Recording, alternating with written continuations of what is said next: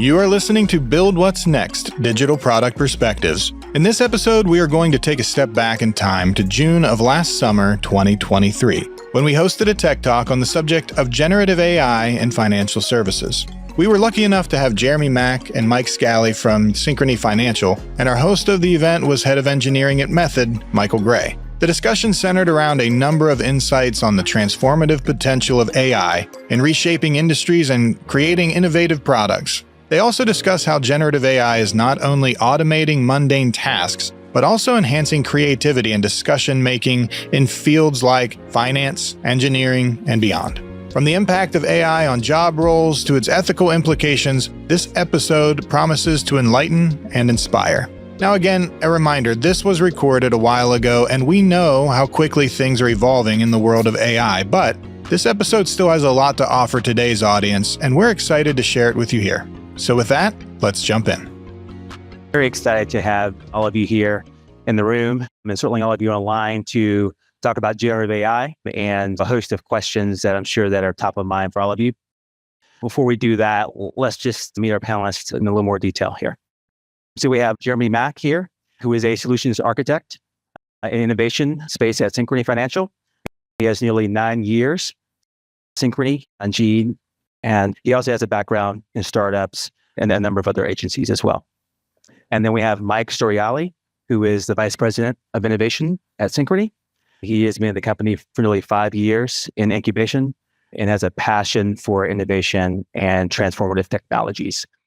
Before we dive in, I'd like for each of them just take a moment to talk about their teams, a little bit about their day-to-day work, so you get a sense of kind of the space they're in and the things they're thinking about. And then we'll jump into the questions. Thanks, Michael. So thanks everyone for coming today. We're super excited to be here with you. As Michael said, I'm Mike Storiale. I lead product incubation on the technology side for Synchrony.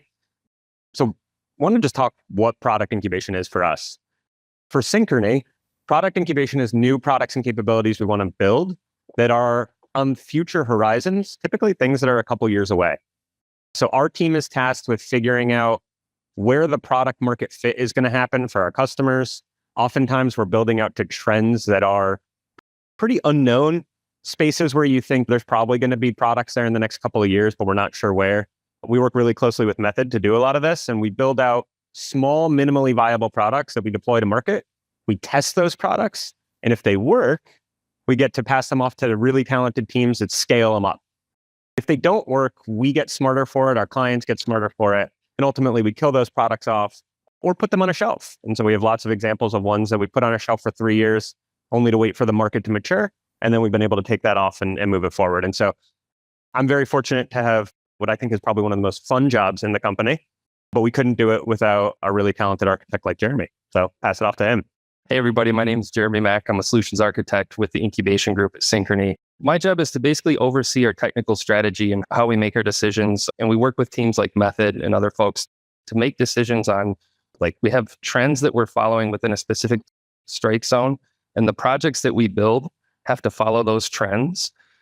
And so for us, we're trying to create a solution or create an environment for us where we're building applications. We're moving fast, we pivot quickly, make decisions quickly, which is not like the rest of the business. And it's a challenging environment, but a lot of fun. We have a lot of fun on the team. I've been with Synchrony for about 9 years or 7 years and 2 years with GE. And yeah, thank you for having us. It's a beautiful spot. This is much nicer than zooming in from my basement. All right, great. Thank you. So we jumped into this conversation immediately, talking about generative AI, and I'm sure as the title enticed you, ChatGPT. But before we dive into the questions, let's make sure that we orient all of you and sort of online, not assuming that everyone understands when we say that, what do we mean? So Jeremy, let's start with you. Could you provide a brief overview of generative AI and you talk about what it is, maybe provide some sort of examples out in the marketplace that really kind of highlight? Yeah, I think if we think about traditional AI, we're used to seeing things like chatbots, things like that. AI has been around for a very long time. And we think about, just from a basic sense, it's predictive. It's looking for patterns and things like that. With generative AI, to oversimplify it, we're creating new content. We're creating new text content, new image content. And it's everything from configurations for customers to text to help people do their emails, anything. So it's our ability to create using AI. I think that's a great way to say it. I mean, I look at a lot of the AI we've done, and Synchrony and probably a lot of your companies have been on an AI journey for the better part of a decade, where we did the things that Jeremy said, right? We're looking at a database that somebody had to enter data into and saying, man, a robot could do that a lot better. And so it makes more sense for somebody to take the information from one database to the other using robotic process automation. And so that meant that AI was behind the scenes, right? No different than we didn't tell our customers that we migrated to the cloud.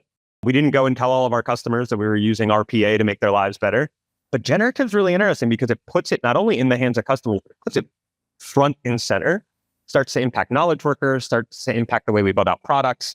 And so without spoiling everything we're going to talk about, I think that's the most exciting part about this. That's right. Great.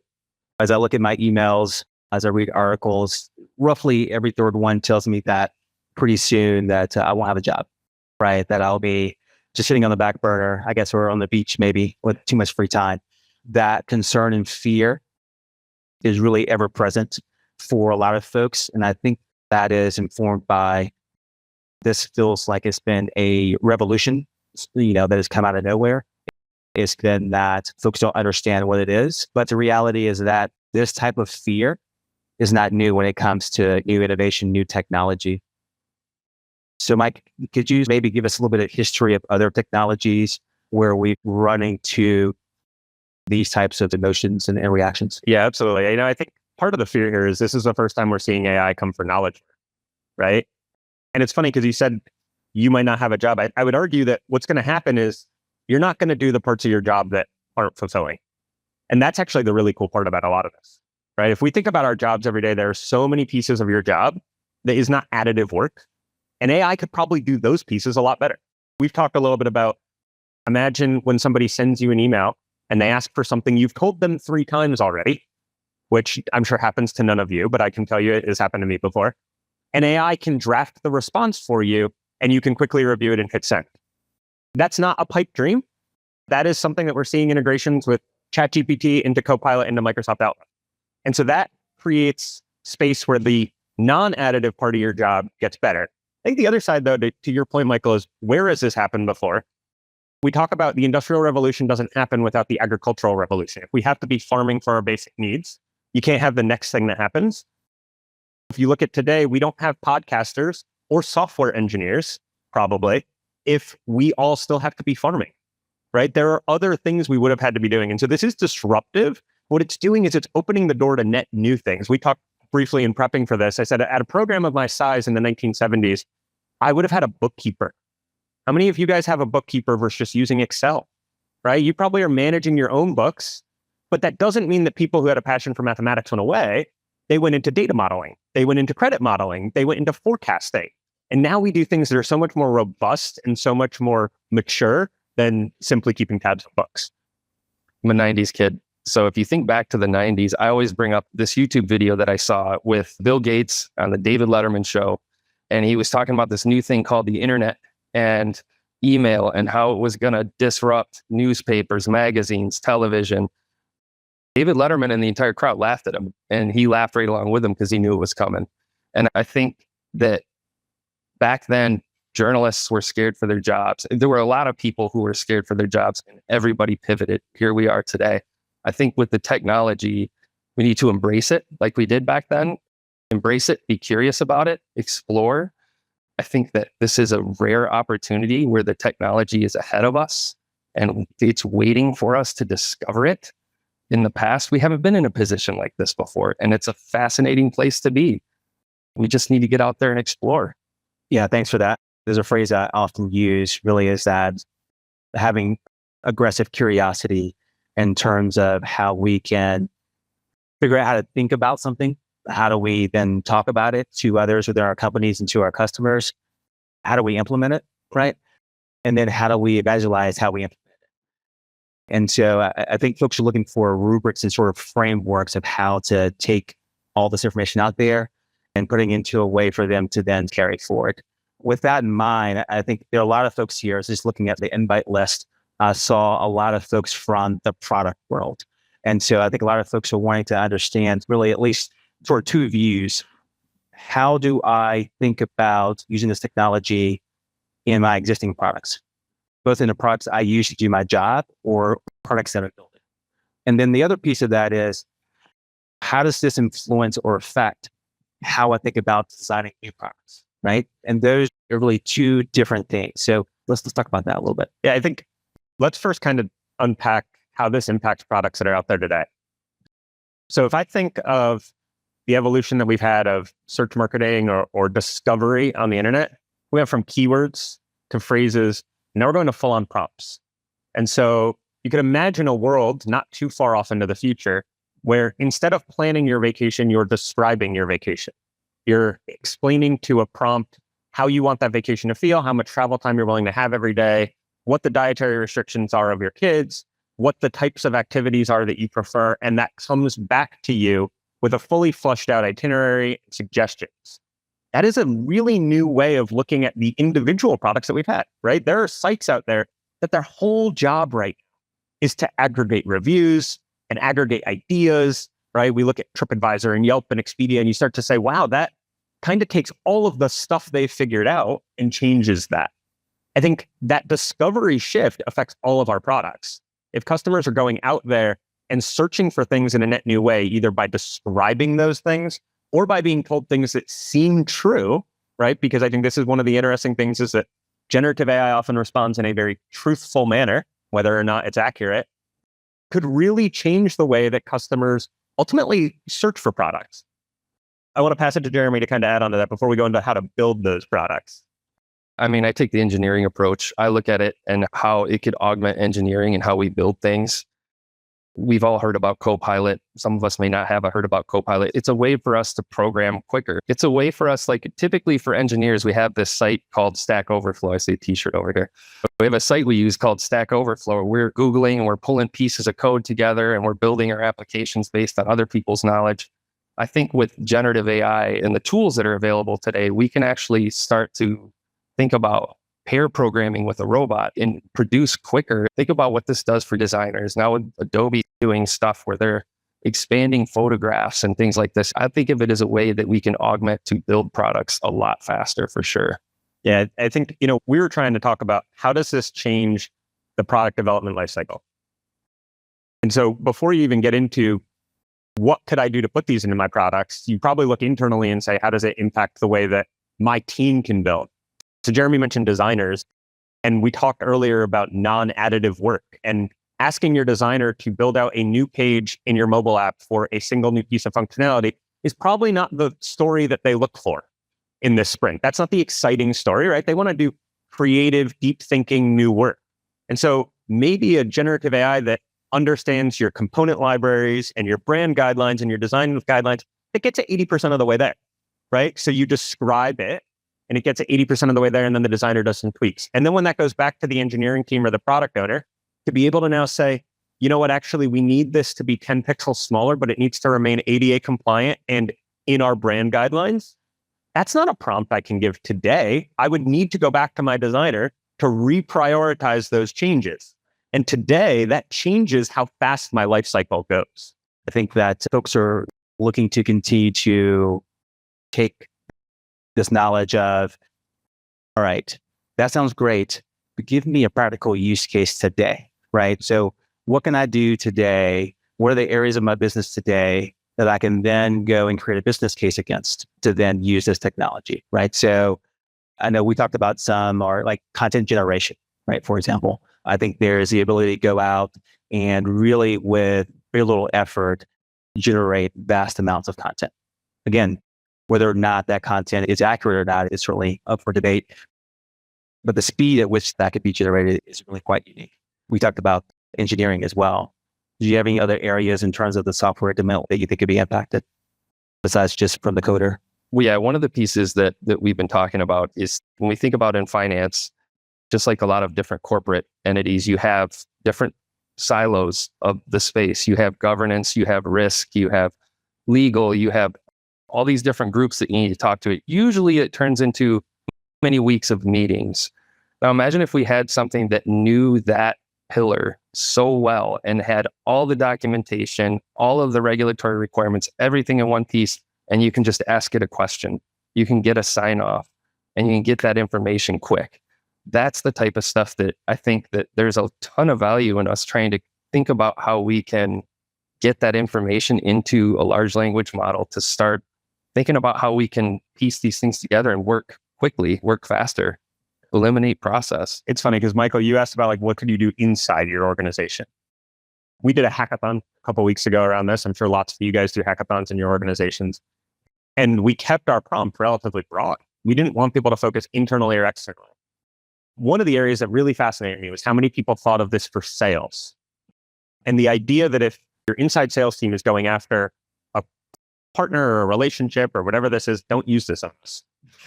You just see getting a generative AI thing from Evan next time. But being able to go and scrape, what is the stuff that they've been out there talking about?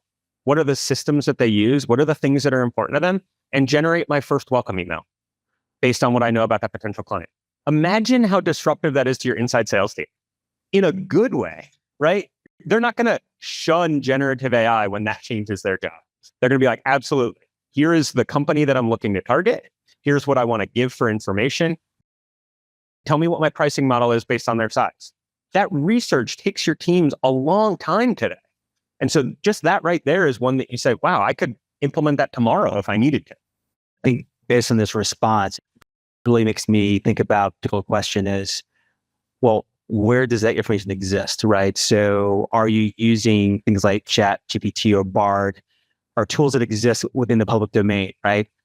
Are you able to then bring these models within your walls of security, whether that's your own data center or whether that's your own private cloud, to actually then and certainly secure that information for your teams to use? Yeah, so I think one of the things that I've been thinking about a lot lately is how do you start to create LLMs, right? The models that power all of this that are permissioned and appropriate, right? So even internally, Jeremy and I are on the same team, but I'm in tech strategy and Jeremy's in engineering. Our LLM should probably be at least slightly different, right? The question you're asking is going to probably be looking for a much more technical answer than mine. But then that goes way deeper when you start talking about, to your point, bringing in Bard or ChatGPT or Copilot and now saying what happens if I feed it information. I think we've been here before. This was a problem as everybody migrated files onto servers 20, 30 years ago, right? Where everything had to be permissioned. It's probably why we're seeing Microsoft say one of the first LLMs that they're going to give you is going to use your email inbox. Because what is that but a permission LLM for you, right? That is giving you all of the knowledge that you arguably are supposed to have, unless somebody sent you the email in error. But all of the information that you're supposed to have is there. And so that's a really good first start, but that gets really complicated as we start to look at that on an enterprise level. And so I think you're going to see over the next 12 months, we're already seeing ChatGPT and Bard and others start to say, how do I make this licensable so that it can be under NDA for an organization to use locally? But there's going to be a lot of complex questions to answer there. Speaking of complex questions, ethics, right? You can't read an article today where the question about ethical implications of this technology is coming up. And so what should folks be keeping in mind as they navigate introducing this technology into their environment, if we even know that what an answer is? I don't pretend that we have all those answers, but I think you have to go into it eyes wide open and recognize that AI hallucinates. That's the best way we can say it. If you continue to ask it questions about the same thing, it's going to give you increasingly strange answers. We just need to understand its limitations at all times. I think these, again, though, are some of those questions that we asked at the dawn of the internet. I remember being in middle school and having to be taught that Wikipedia is not a citable reference in a research paper. None of you have to be taught that now, right? But we do now have to look at something like generative AI and say, okay, how do I make sure that if I'm starting to identify bias in my results, that I can train those out of the model? How do I put guardrails and limitations? We're seeing the big tech players already start to do that as they see them go off the rails or start to hallucinate, saying, okay, the good news is we can tell it to ignore some of that stuff or to block that piece out, or that this is as far as that answer can go. But there are some real risks to it that just means that we need to be eyes wide open about what those risks can introduce into our organizations. It's almost like you need AI policing AI. It's a scary thought. So here's an easy question. Should AI regulate it? So I come from a regulated industry. I think there's an interesting question about what would be regulated. So I don't know that I have the answer for should it, because I'm not going to pretend that I have the inner workings of ChatGPT or Bard. But what would we regulate is the question that I have. There are high school kids who could run an LLM on their computer. So what does regulation do? I think we need to think really hard about that and try to say, okay, if ethics are a problem and making sure that this is something that can have guardrails around that, how do we think intelligently about that? I think the really encouraging thing is we all kind of want to talk about that right now. I don't think people are shying away from the idea of where the regulation would come in for artificial intelligence, how we would understand the black box, especially when it starts to do things that perhaps have bias in it. That could be a real concern. We talked about products. What if the products it's creating now have really serious biases in them? That introduces a whole new level of risk into your organization. And so there's a balancing act there, but I do think people are asking the right questions, which is exciting for me. So we think about security.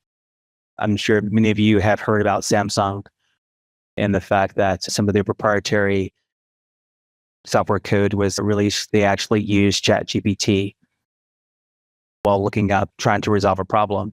And ChatGPT has gracefully ingested that information and exposed them. And so you've seen a rash of companies really come out immediately restricting the ability for their employees to be able to use ChatGPT within the workplace. Jeremy, what are some of the broader security implications, frameworks we should be thinking about as we're even playing with the technology? And Mike was talking about the hackathon we had, which was they opened up ChatGPT for a short amount of time for us to use it, and then they had to bring it back down. And the reason for that was because, obviously, from what Michael was saying here, if we start feeding it code to test as engineers, we can have this thing writing code for us. But if we start feeding it example code, the next person who does the search, our code's going to start turning up exactly what happened to Samsung. And I think that what we ended up doing as a result of the hackathon was, listen, here's what it looks like if we had something like ChatGPT, but here's what we should do. Here's the responsible thing. We need to bring this inside of our walls. We need to keep it within our system, within our space, and maintain control of it. Because once you start letting the broader audience in, it starts getting risky. And I think it goes kind of a layer deeper than security. Data loss prevention is obviously real when it comes to something like this, a la Samsung. But then I think it starts to go deeper, which is in your organization, there are times that things that were true on Monday are not true on Friday. And so that gets really interesting as well. What happens when you convert a system and you now have to tell it, forget everything you know about the old system? It doesn't exist anymore, right? We're not thinking about that when it comes to ChatGPT or Bard, because those are public models. And the assumption is that what it's being used to train the AI will train it with that new information and it's getting real time. But it goes far deeper than security and goes into accuracy when you start to think about how that would work within your own company. The sort of key things here that we're getting at is education for a workforce is really going to be really critical. And I think we need to understand if our current training systems are even appropriate and we might can use AI. So it feels like that every day that I wake up, Adobe was a great example yesterday, right? Adobe announced a new beta product. There is an acceleration to how fast folks are coming out with new products, new headlines, new capabilities. And folks are like, I can't keep up, right? And we haven't answered these questions on the ethics. We are waiting for our government or other regulators to catch up. Should we put a pause? Should we put some guardrails to slow companies down so that we can get these frameworks in place, right? I don't pretend to know how Congress thinks, and I'm not going to try. But I will say that I think exploration is important. It's not about not being prudent in how you explore, but ultimately we need to make sure that we're exploring this stuff. And so I think the people who are making the decisions probably understand a lot better than me broad impacts are and why Congress is so interested right now. And they certainly talk about that. I think really where we're focused on is how do you try to make sure that you understand the risks inside your own organization, where we can leverage it, where we should leverage it, and probably just as importantly, where we shouldn't.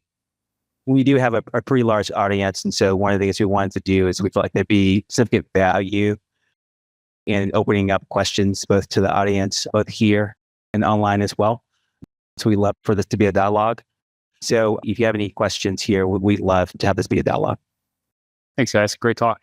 With the proliferation of open source LLMs out there that's coming out left and right, Dalai Lama, Vicuña, all sorts of open source projects, maybe faster and smaller. Do you see the future of LLMs being more in the closed systems like OpenAI and Cohere and so on, or more in the open source realm? I'll pass it to the engineer in a second. Because there's a lot of implications there about how it's regulated and how you can regulate open source versus those closed systems. I mean, I think it is a really good question, right? Because what I said before is you could run an LLM on your machine locally. And so the regulation question is one that I'm really curious to see how people answer that.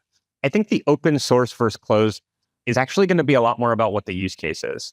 What do I want to get in and what don't I want to get in? Jeremy mentioned Stack Overflow before, right? There are times that engineers in this room will use Stack Overflow to build a piece of code, and there are times that you can't because what you're doing is unique to the organization you're working within.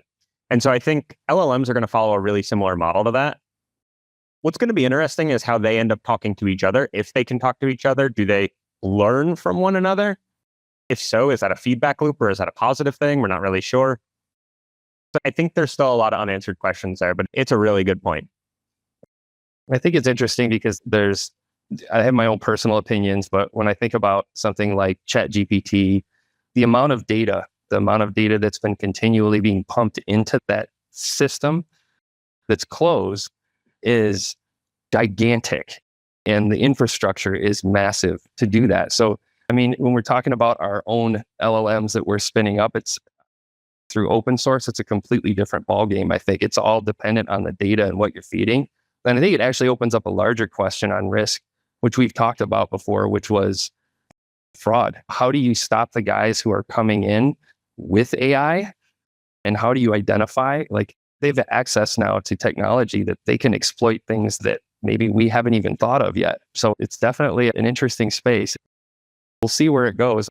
Either way, I have my own personal opinions, like I said, around whether it should be regulated or not. But I mean, where we're at today is awareness. We have to be aware of what's happening out there and just tinker, learn. I think you'll see a movement. Think about Red Hat and Linux, right? They came in and provided value-added services on top of open source items, right? So when you think about creating language models for, say, the medical industry or other very specific industries, I think there'll be an ecosystem that'll be created that'll be able to take those smaller models, right? Because they don't have the same cost implications for standing and feeding up.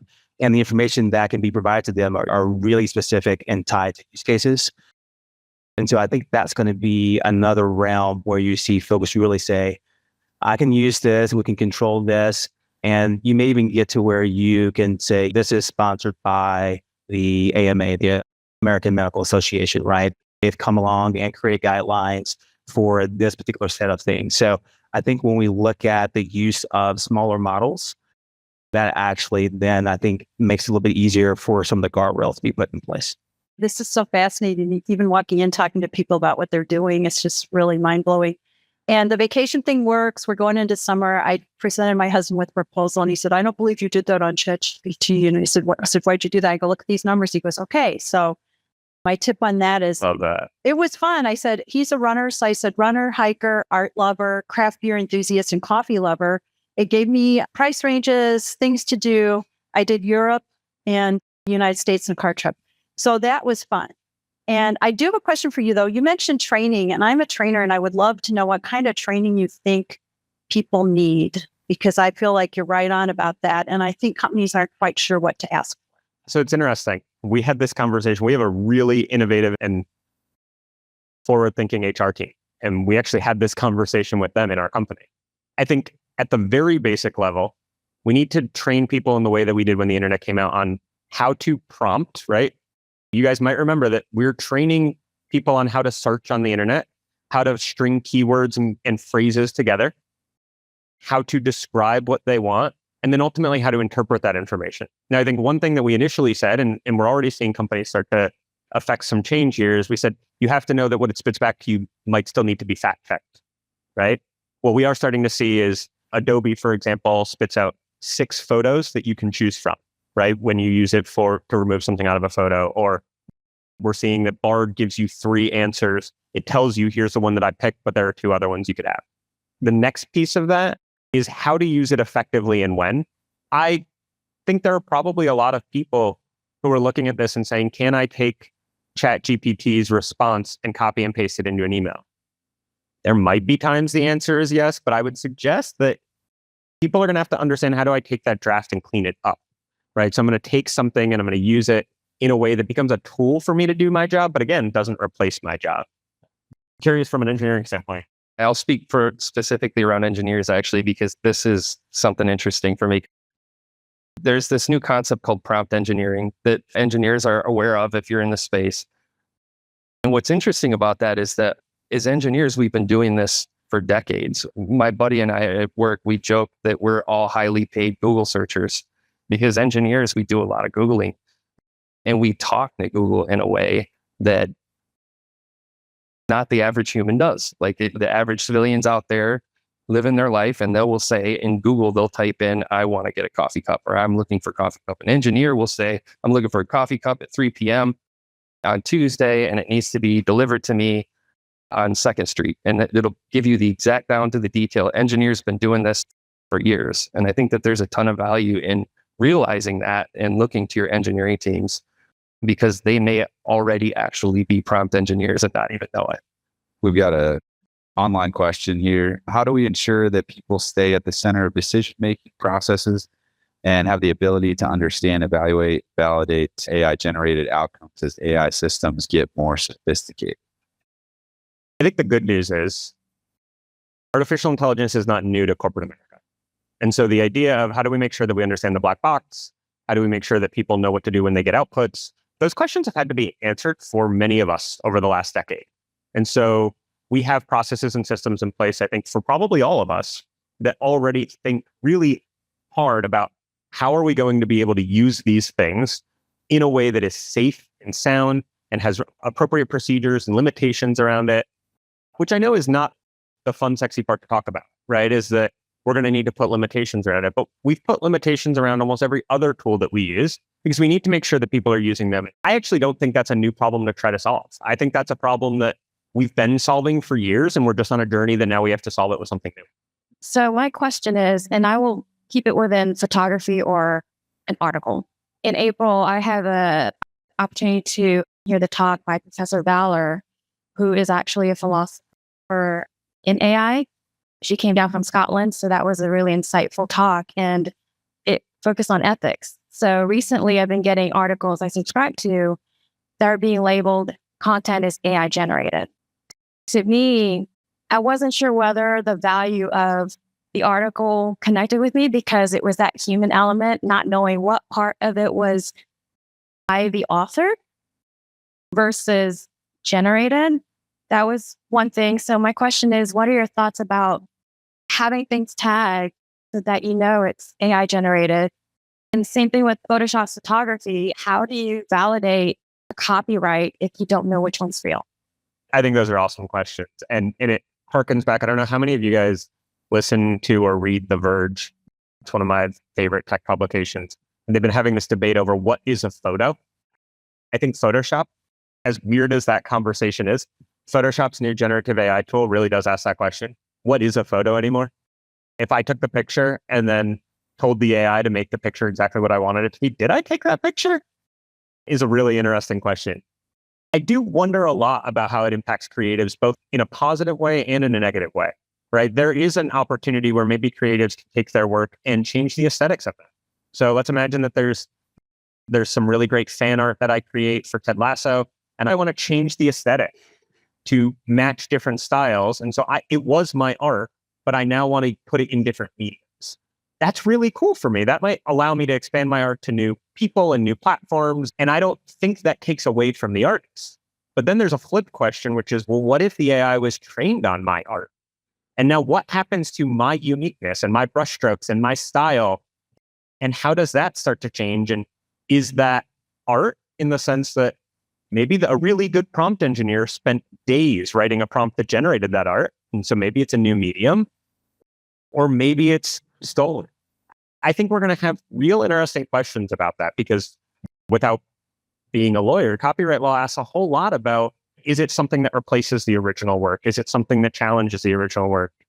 I don't know that we have those answers yet when it comes to artificial intelligence. Yeah, I think another question that I heard in there really is, what is the human reaction to content when it's generated from AI? Do we have the same sort of relationship with that information? Do we have the same trust of that? And how does that relationship change? And does that change our relationship with the medium that we're reading, right? Andy, one of our strategists here, has been looking at the communications, right?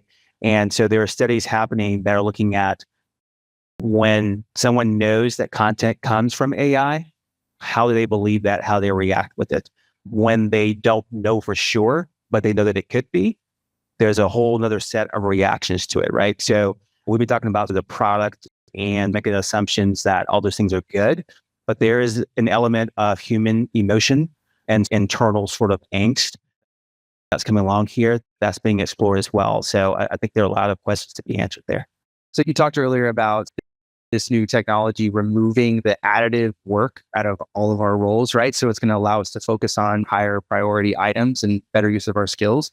What are the roles that you foresee that are new? So like not jobs that exist now, but jobs that will exist as a result of this technology. And I think about things like before social media, there were no social media managers, or before Google and search, there were no SEO specialists. Like, I'm really excited for the implications it has for all of our roles, but I'm also wondering, well, what's out there?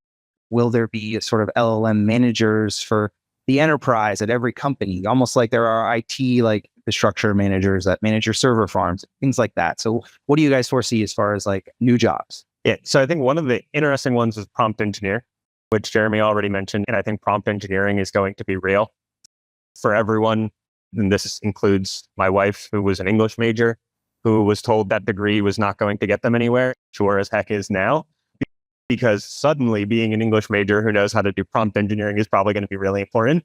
I do think there are going to be some interesting additional opportunities there, though, right? So you start to look at where this is going to permeate in an organization. It's unlikely that it's going to be centralized, right? When we look at a lot of different new technologies that came out, we created teams that use that piece of technology, but we never created a team that managed the internet at our company, right? There are certainly network teams who provide the pipes for the internet, but we don't have a team that if you need to start something on the internet, you go to.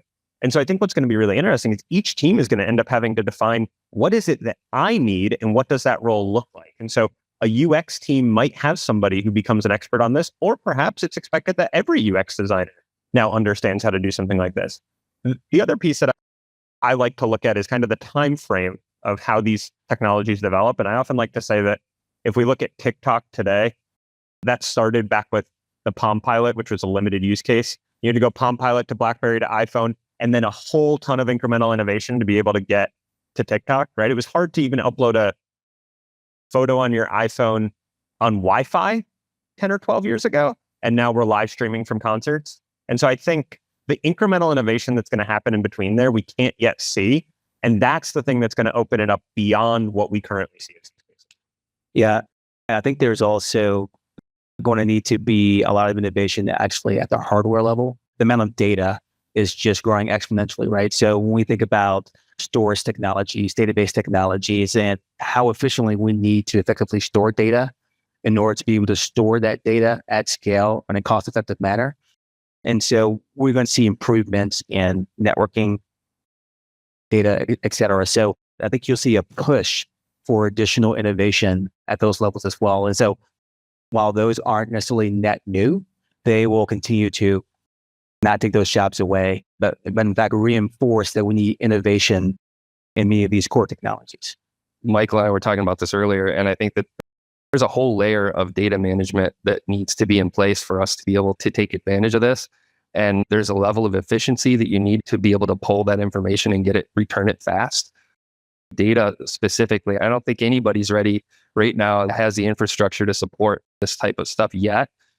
So I think that's first and foremost, is to get the data situation figured out. But I think too, I wanted to point out prompt engineering. I think today it's a hot term, but I feel like it's going to be something that becomes a piece of our social fabric. I think it's just going to start to become something that everybody does. If you think about something in my world as basic is HTML. My grade school kids learning HTML. I was being flown across the country in '96 to interview because I knew HTML. You know what I mean? So like now I feel like we're in a position where prompt engineer is a new hotness, But I feel like down the road, it's just everybody's going to know how to communicate with these things effectively. Kids that are growing up learning how to prompt engineer. Exactly. Yep. We got another question from online. You listed a few things that you wanted AI tools to do right now. What's stopping from those being implemented right now? Is it privacy, speed, understanding, tech availability, or capabilities? So I think the blockers that are there are not long-term blockers. I think at a very high level, we have the companies who make the technology, recognizing the complexity of it and the impact that it can have, and they're slow walking it a little, probably more than they had even expected to. And so I think part of that is just being careful, right? We can kind of just lay out like fraud and risk people are going to be happy because people are being careful. I think the other pieces, though, are starting to try to figure out where your use cases are. So like, let's talk internally. Well, where is my LLM? That is a really complex question to unpack, especially inside of an organization, right? It is why probably we're starting to see Microsoft say, well, we'll start with your email inbox because that's something that we know is permission to do. And so those really complex questions, I think, they're not permanent blockers, but they are areas where we're looking to experts to be able to say, how can I overcome this in a way that I feel comfortable using it and don't regret it? Yeah, and I think we've talked about GitHub Copilot before, and I think Microsoft has their own version of it. And there's even Microsoft is going all over the place with this for obvious reasons. But GitHub Copilot, for instance, is interesting because we want it. Engineers want it. We want to use it, but we don't necessarily want our information, what we're editing, to be out there. I think the same thing's going to apply to Firebird for Adobe. If we start getting to a stage where UI engineers or UI developers or designers are getting to a point where they're using Photoshop to design their UIs, where's that information going when you're saying generate my UI that has 3 text boxes and all of that? Like, where does all that go? I think that's right now for us is a big blocker. Like, how do we bring that all in-house with these third-party companies? All right, we've got another online question. It's always hard to guess the future, but when do you think the AI curve will flatten out? Right now, it's still climbing, but do you feel what we see today is as far as AI will go for the next few years, or is this just the beginning? I think it's just the beginning, but we should recognize that there's a hype curve for a reason, and we're going to hit a trough of disillusionment at some point, right? There's going to be a moment that people say, wait a minute, that did something that I wasn't expecting and I don't trust it anymore. Or my company tried to implement it and it caused a huge problem and we didn't like it. Or you see that it has limitations. I think the really interesting part about it is that generative AI is not a product unto itself. It's a catalyst and an enabler. And so that makes things a little more unique in the way that the internet was a catalyst and an enabler, right? New products that we couldn't before imagine were created on that. There's no part of me that believes that the original inventors of the iPhone imagined a world where TikTok existed. And so it was a catalyst to be able to get there. And so I think you're going to hit a trough at some point. It would be extraordinarily unique for us to not see that in a trend. But I also think that because it's a catalyst and an enabler to us building other things, it's probably going to have some pretty unique staying power. Yeah, I mean, I think your example of the internet is spot on in that we don't go around today talking about the internet, right? It is just part of the existence that we have. And I think AI, to the extent it is going to be the same way. We're not going to go around continually, I don't think, talking about generative AI, right? We're going to talk about the tools and systems and products and services that sit on top of those capabilities and how we interact with those and how those impact and affect our lives. So I think it really is going to be, how does it become woven into the fabric of what we do and who we are? We have to be patient. And I keep going back to this concept of tinkering, and we have to play with it and learn it. It's ahead of us. We have to catch up as close as we can and try to understand how we take advantage of this. Because if we think about using the internet again, we had to go through so much. If you go back over the years and look at how many billions of dollars were lost due to security flaws. That's why TLS exists. That's why OAuth 2 and all these technologies to secure all these applications exist, because we lost billions and billions of dollars in fraud. We're probably going to see some painful things like that over the next few years, decades, however long it ends up being before we get comfortable with it. But again, I think it's so important that we explore and try to learn as best we can with the tools that are out there and just try to teach ourselves this technology and try to get comfortable with it and learn it. As someone who works in engagement, like you said, everybody is talking about AI right now and it's everywhere. So on a personal level, what do you find interesting? Like what cuts through the noise, what topics are engaging, and what kind of makes your eyes roll? So I geek out a lot over the how is it going to change the world stuff that we were talking about with copyright. What is a picture? What medium is this? You're already seeing artists embrace it and artists shun it. So I think that one's really interesting for me. The other is I love automating parts of my life that I don't find additive. And so I have found that it has been really helpful for me in doing things that are more complex. And I think that's a space that is really exciting. I'm a Yankees fan, but want to go to a Boston Red Sox game with a friend. And I asked Bard to give me the games that had the most tickets available on Sundays in June and July, ranked in order of the lowest ticket price. And so then I gave him the top 3 and said, which one you want to go to? That would have taken me an hour and a half to go back and forth, clicking through different tabs in the past. And so that's something that's not an everyday occurrence. But I actually think that's the cool part, right? I didn't suddenly become addicted to using this thing. It is a tool that now allows me to live my life better. On a personal level, I'm so basic with it. I look at ChatGPT. I have 4 kids. And I was telling our team this, that the most exciting moment for me was when I said, I have 4 kids. These are our allergies. I need recipes for the next 5 days. And it started listing everything out. And I had, well, one of them was really bad, but most of them were pretty good. But on a larger scale, I get fascinated thinking about things like gambling. What's going to happen to gambling when people start feeding all the sports data into these things? What's going to happen to the economy? Like, what happens when we start thinking about flattening, when we talk about stock trading and things like that? Like, if we have technology that can start anticipating to a crazy level, how does that start to flatten things out? What happens? What's an interesting thing to think about? That type of stuff to me is, I wonder where that's going to go. You're seeing a lot of people saying they're using it as their financial advisor. And I am very interested to watch them do that. I have no desire to myself, but I am here for the ride. Yeah, it's funny. I mean, today I have a 7-year-old son, and I kind of joke that his 2 sisters are Siri and Alexa. I was having a conversation earlier about weather and the prediction of weather and how it's going to impact different types of industries. And so as we are able to quickly query data and information, how does weather patterns, weather changes impact the movement of people?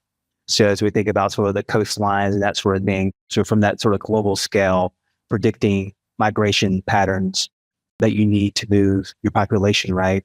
And how does that have implications to affect cities and planning and that sort of thing? So I'm really kind of curious as to how these systems can only help us begin to think about that. Thanks, everybody. I feel like that's a great question to end on. Let's give it up for our panel and panelists, Mike, Jeremy, and Michael. Thank you for joining us on Build What's Next, Digital Product Perspectives. If you would like to know more about how Method can partner with you and your organization, you can find more information at method.com. Also, don't forget to follow us on social and be sure to check out our monthly Tech Talks. You can find those on our website. And finally, make sure to subscribe to the podcast so you don't miss out on any future episodes. We'll see you next time.